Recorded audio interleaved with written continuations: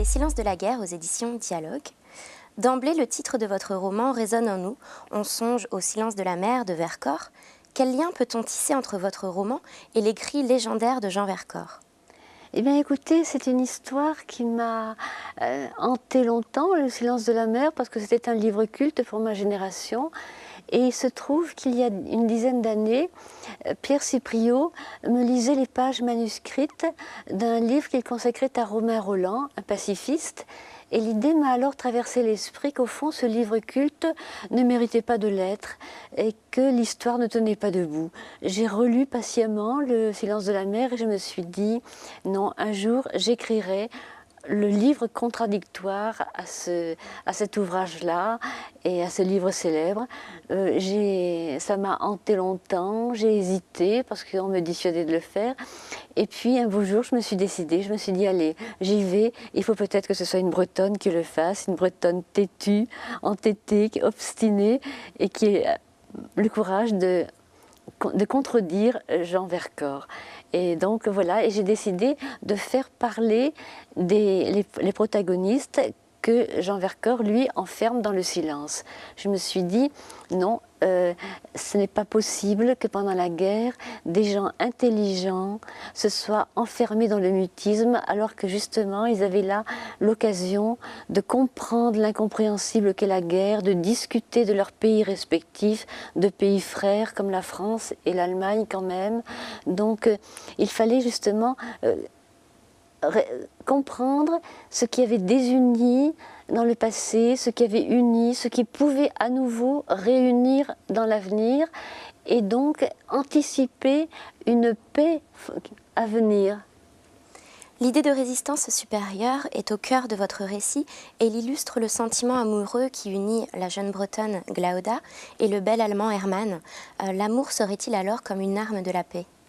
Oui, l'amour est une arme de la paix et justement c'est pourquoi sur le bandeau qui est sur la couverture dit bien au-dessus de la haine, et l'amour au-dessus de la haine contribue à tuer la guerre. Ils entrent, mes héros, enfin mes protagonistes entrent dans une résistance supérieure à la guerre. Ils ne sont pas dans une résistance à l'Allemagne ou l'Allemand dans une résistance à la France.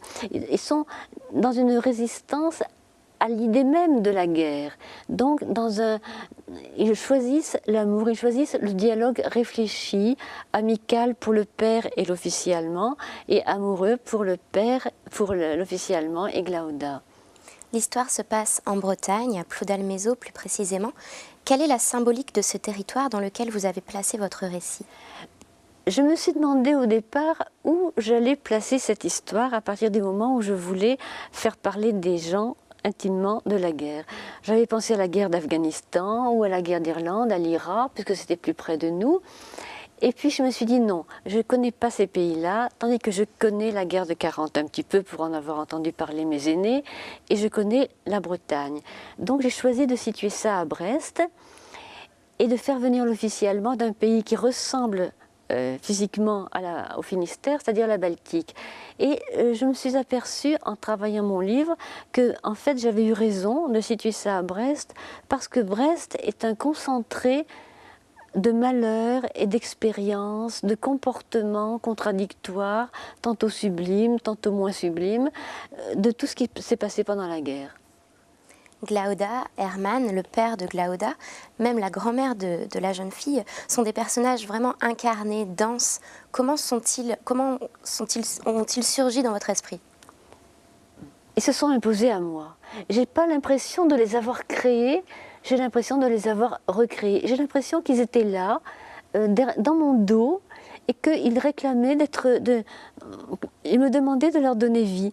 Il n'y a pas eu un auteur en quête de personnages, mais des personnages en quête d'un auteur, et je me suis trouvée là. Je n'ai pas l'impression d'avoir choisi mon sujet, d'avoir choisi mes personnages, j'ai l'impression que c'est l'histoire et les personnages qui m'ont choisi. Ça peut être un peu étrange, mais c'est quand même la réalité. Ils se sont imposés à moi. J'avais entendu parler de certaines choses, de certains événements pendant la guerre, de certains comportements, mais les personnages se sont imposés. Ça a été tellement naturel que je ne sais même pas comment l'expliquer. Votre roman s'appuie sur des faits historiques précis de l'histoire de la Seconde Guerre mondiale. Tout ce travail historique que vous avez effectué était-il nécessaire à ce livre? Je ne sais pas. Je peux vous dire qu'au départ, je n'avais pas l'intention d'écrire un livre aussi documenté sur le plan historique.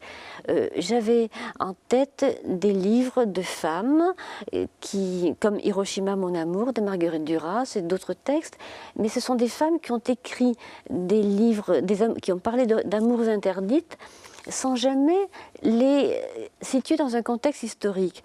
Et je pensais faire un peu la même chose, à vrai dire, avec un autre regard, bien sûr, avec mon regard à moi. Et peu à peu, je me suis documentée quand même, et je me suis dit, mais il y a une masse de documents considérables qui n'ont jamais été exploités, ou si peu, ou si mal. Non, je vais intégrer mon histoire, mes personnages fictifs dans un cadre historique très précis, très exact. Et il y avait de quoi, parce que quand j'ai travaillé sur les documents publiés, et sur Internet surtout, parce que j'ai passé une année à me brûler les yeux en naviguant sur Internet, d'un site à l'autre, j'ai trouvé une masse de documents considérable, des choses inexploitées jusqu'à présent, parce qu'il y a des témoins qui commencent à raconter sur Internet ce qu'ils ont vécu, ce que leur père a vécu, ce que leur mère a vécu. Donc j'ai dû recouper tout ça, vérifier aussi, parce qu'il y avait des choses qui étaient contradictoires, il y avait des dates qui ne coïncidaient pas, tout ça. Donc j'ai fait un énorme travail et pour arriver mais tout s'est calé avec aisance, je dois dire. J'ai pas eu de problème. Mon problème, ça a été de rendre très limpide tout ça. C'était un problème de langue. Il fallait que ma langue soit limpide pour faire passer des choses, une histoire quand même complexe. Mais je me suis aperçue qu'à Brest, en effet, que Brest avait été un résumé de choses extraordinaires pendant la guerre. La peinture de Friedrich, la musique de Debussy, la littérature allemande nourrissent vraiment les échanges d'Hermann et de Glauda. L'art est-il ce lieu de l'esprit neutre qui permet vraiment aux personnages de se lier? Oui, parce que l'art est au-dessus des nations, l'art est au-dessus des États, l'art est au-dessus des patries, ou bien alors l'art est justement la patrie par excellence. Donc l'art dépasse les querelles intestines des pays, les querelles locales, les querelles régionales. L'art est ce qui unit profondément les hommes entre eux. C'est vieux comme le monde, c'est vieux comme Lascaux. Donc et la peinture de Friedrich, que j'aime depuis très très longtemps, pour laquelle je me passionne depuis très très longtemps, a été un des points de départ du livre aussi, parce que la peinture de Friedrich, qui illustre bien les paysages de la Baltique qui ressemblent tellement aux nôtres dans le Finistère, évidemment ça a été un tremplin pour mon histoire. Et la peinture, non seulement la peinture de Friedrich, en ce que c'est une peinture un peu mystique, un peu métaphysique, mélancolique, en même temps mélancolique et allègre, tout ce qui répond au fond au tempérament breton, au tempérament finistérien. Nous sommes des gens qui mêlons l'allégresse à la mélancolie.